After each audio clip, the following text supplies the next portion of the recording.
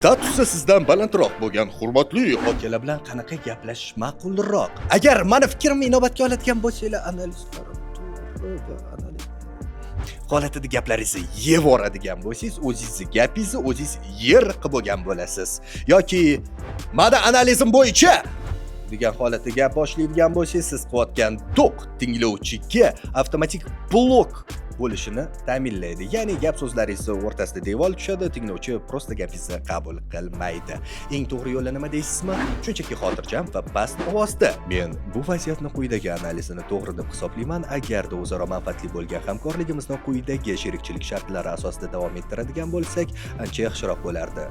Shaklida fikringizni yetkazadigan bo'lsangiz, siz o'zingizni fikringizga nisbatan hurmatni o'zingiz ko'rsatgan bo'lasiz. Ya'ni bu hurmat sizni so'z boyligingizda, fikringizni aniq va to'g'ri yetkazishingizda ochiladi va siz o'zingizni gapingizga o'zingiz hurmat bilan munosabatda bo'layotgan ekansiz.